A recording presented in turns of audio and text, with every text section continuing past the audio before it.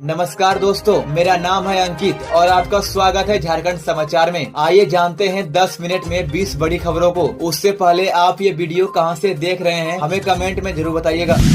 झारखंड सरकार दे रही है बेटियों को 20,000 रूपए, ऐसे करे आवेदन। झारखंड सरकार महिलाओं और बेटियों के लिए एक खास योजना लेकर आई है जिसका नाम है सावित्रीबाई फुले किशोरी समृद्धि योजना। इस योजना के तहत बेटियों को 20,000 रूपए तक मदद मिलेगी। इस योजना का उद्देश्य बेटियों को शिक्षा और सशक्तिकरण के लिए सहयोग देना है। इसमें कक्षा 8वीं से लेकर 12वीं तक पढ़ने वाली लड़कियों को 2,500 से लेकर 20,000 रूपए तक की सहायता दी जाएगी। कक्षा 8वीं और 9वीं की छात्राओं को 2,500 रूपए, 10वीं से 12वीं तक की छात्राओं को 5,000 रूपए और 18 से 19 साल की लड़कियों को एक मुश्त 20,000 रूपए मिलेंगे। योजना का लाभ उन्हीं लड़कियों को मिलेगा जिनके माता पिता सरकारी नौकरी नहीं करते हैं और वे आयकर दाता नहीं है। इस योजना का आवेदन आप ऑनलाइन और ऑफलाइन दोनों तरीके से कर सकते हैं।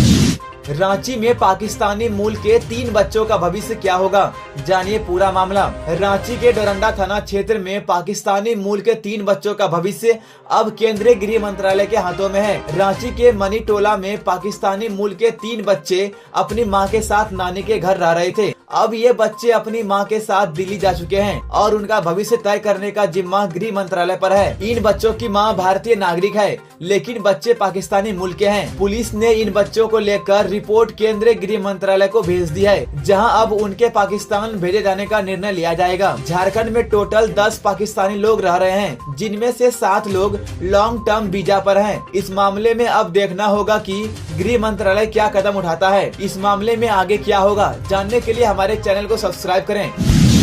24 साल बाद मिला मकान का कब्जा, किराएदार ने बनाए थे फर्जी दस्तावेज। डोरंडा कुसाई कॉलोनी के अफसर अली को 24 साल बाद अपने मकान और जमीन पर कब्जा मिल गया। सिविल कोर्ट के आदेश पर अफसर अली को अब अपने 2 मंजिला मकान में रहने का अधिकार मिल गया है। अफसर अली के मुताबिक उनकी जमीन को उनके पिता मंसूर अली ने 1970 में खरीदी थी और वहां घर बनाया था। 2000 में पिता के निधन के बाद मोहम्मद अली नामक किराएदार वहां रहने आ गया था। मोहम्मद अली ने उसी मकान में रहते हुए फर्जी दस्तावेज तैयार करके मकान पर अपना दावा करना शुरू कर दिया। उसने अनामिका सहकारी गृह निर्माण समिति के नाम से कागजात तैयार किए थे। इसके बाद अफसर अली ने कोर्ट में मुकदमा दायर किया। मुकदमा 2001 से लेकर 2025 तक चला। 2022 में अफसर अली ने एग्जीक्यूशन मुकदमा दायर किया, जिसमें उन्होंने कोर्ट से अनुरोध किया कि मोहम्मद अली और उसकी बेटी सैयदा परवीन को घर से निकाला जाए। कोर्ट ने हाल ही में इस आदेश को मंजूरी दी और अब मोहम्मद अली को मकान से निकाल दिया गया।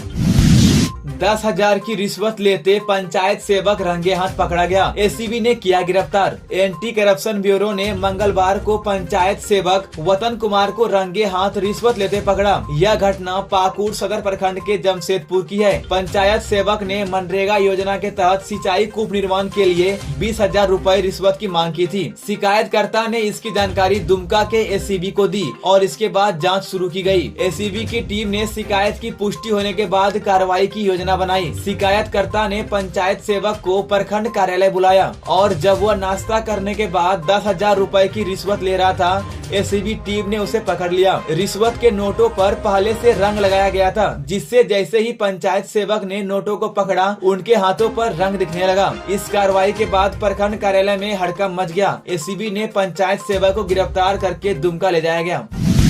दुमका में सरसों तेल से भरा कंटेनर पलटा, तेल लूटने के लिए जुटी भीड़। मंगलवार को दुमका में एक कंटेनर सड़क किनारे पलट गया, जिसमें सरसों तेल भरा हुआ था। इसके बाद वहां तेल जमा करने के लिए ग्रामीणों के बीच मची होड़। जैसे ही कंटेनर पलटा, तेल सड़क पर बहने लगा। इसके बाद आसपास के लोग अपने घरों से बर्तन लेकर घटना स्थल पर पहुंचे और बहते तेल को इकट्ठा करने लगे। यह हादसा हसदिया थाना क्षेत्र के खुरमा हाट के पास हुआ, जहां कंटेनर में कच्चा सरसों तेल बंगाल से शोधन के लिए लाया जा रहा था। गाड़ी का संतुलन बिगड़ने के कारण यह पलट गई।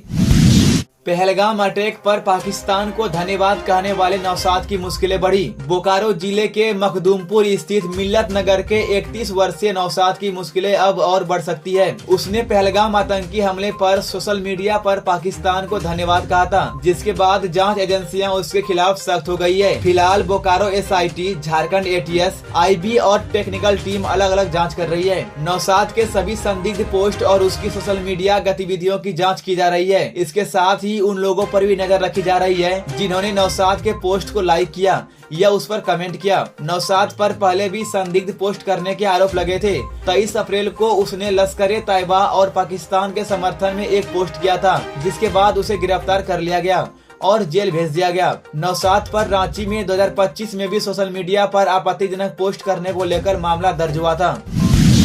रिम्स निदेशक डॉक्टर राजकुमार को राहत, हाई कोर्ट ने हटाने के आदेश पर लगाई रोक। झारखंड हाई कोर्ट ने रिम्स के निदेशक डॉक्टर राजकुमार को पद से हटाने के आदेश पर रोक लगा दी है। जानिए इस फैसले की पूरी कहानी। हाई कोर्ट में डॉक्टर राजकुमार के अधिवक्ताओं ने कहा कि उन्हें बिना किसी सुनवाई के पद से हटा दिया गया था। सरकार ने बिना कारण बताए, बिना शोकाज जारी किए उन्हें हटा दिया। 17 अप्रैल को रिम्स शासी परिषद के अध्यक्ष ने डॉक्टर राजकुमार को हटा दिया था, लेकिन अब हाई कोर्ट ने इस फैसले पर रोक लगा दी है। अगले आदेश तक डॉक्टर राजकुमार पद पर बने रहेंगे। राज्य सरकार को अब इस मामले में जवाब देना होगा और अगली सुनवाई 6 मई को होगी। कोर्ट का फैसला डॉक्टर राजकुमार के लिए राहत लेकर आया है।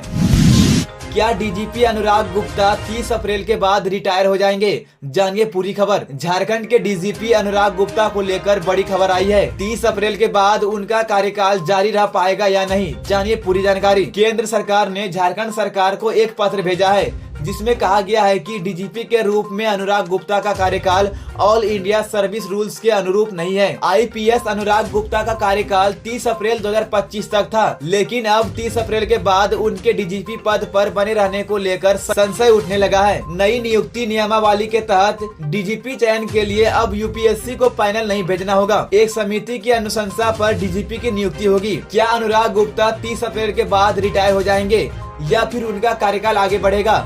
जानने के लिए हमारे चैनल से जुड़े रहें। झारखंड के लेटेस्ट न्यूज को सबसे पहले देखने के लिए हमारे चैनल को सब्सक्राइब जरूर करें।